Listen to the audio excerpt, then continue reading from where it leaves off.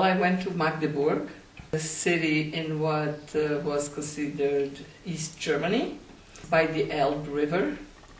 It's a medieval city, and my maternal grandparents used to live there since the beginning of the 20th century. We were invited to participate in something called Stolperstein ceremony. The translation of Stolperstein means stumbling stones. And it's a concept created by an artist in Germany, Günter Demnig. The German government, who tried to immortalize, in a way, Jews that were killed during the Holocaust, wanted to be able to put maybe something on the buildings, but here lived so-and-so, but the homeowners were against it in many cities, so they decided that they had to look for another idea. So Günter Demnig came up with the idea saying that basically the first thing that one forgets about people is their name.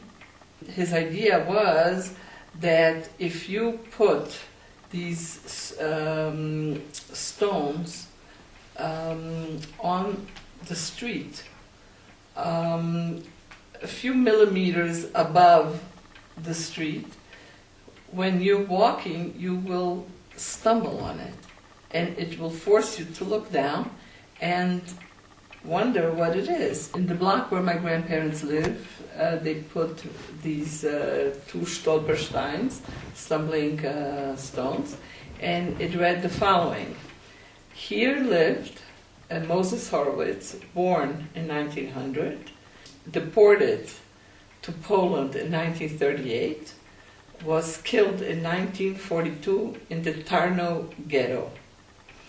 For my grandmother, it said, "Here lived Marie Horowitz, born Brunner, born in 1902.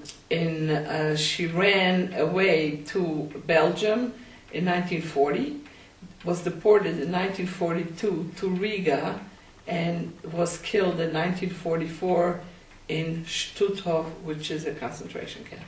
My grandparents were basically a young couple that lived in Magdeburg, while my grandmother's family all lived in Berlin. And because he was on the road a lot, she felt very lonely. So after a while, she decided she wanted to go to Berlin and meet up with the rest of her family. She had 10 siblings. My grandmother was the only one that was murdered during the Holocaust. All other 10 siblings survived. I went with my sisters, my two sisters, and they asked that one of us prepare a speech, and I gave my speech at the ceremony. There were people from the community. Around the Stolperstein was there were Nerot Zikaron, there were flowers, and there was a young boy who played the clarinet. And then the woman in charge of cultural affairs from the municipality spoke. One of the people from the organization that sponsored, also gives money to these ceremonies, also spoke. Somebody said Kaddish. There were over 50 people there.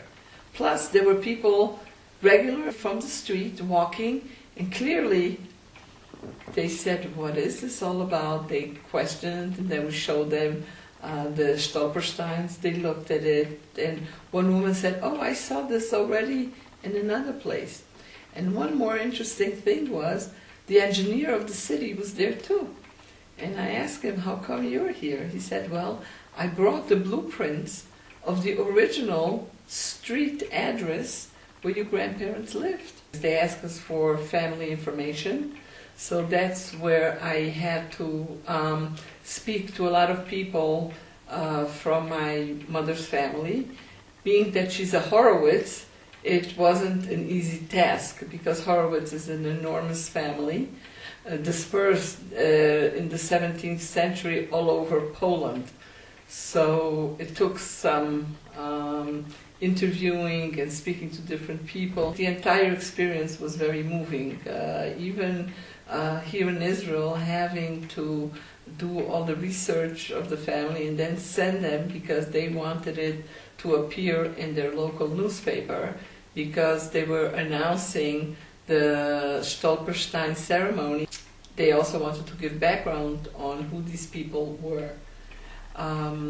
So even doing the research was very moving. And while doing the research, I also discovered that I had a great-grandmother who died in Magdeburg. Because of this great-grandmother who died there, it turned into a roots kind of a trip, because we were determined to find her kever. Germans as Germans, everything was catalogued and filed, and they had exactly in what part of the graveyard it was. The matzevas were in deplorable state. Many on the floor, broken down, with a lot of green moss on it. Nothing was legible that was written on it, except for the new ones. The new ones really all had Russian names, because today the community has 600 Jews. 598 are of Russian origin, 2 are not. There were no signs, nothing. So at some point where we didn't come up with anything, we divided ourselves into 4. Each one went to one side of the cemetery to look. We were looking for Necha Horowitz, who died in 1925. My sisters and I were already resigned to leave because, we tried. And the man who took us, he says, well, you came all the way here, you're not giving up. He said, look, let me see if I can find a cluster of Farim that were of people buried during the 1920s. Maybe that'll be a way to do it.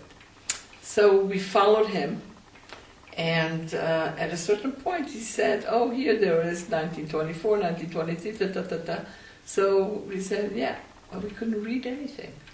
Nothing.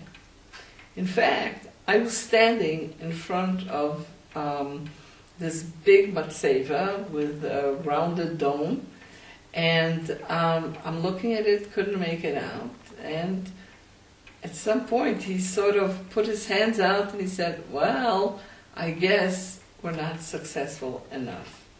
And as I'm walking away from the matzeva that I was standing in front, from the corner of my eye, I see a hey, a vav, and I said, oh my God, it could be Horn, but it could be Horowitz.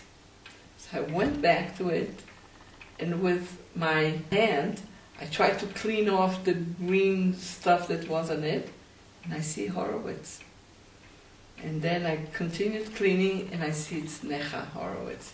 Mm-hmm. So that was my great-grandmother's kever. And we set the Hillel there.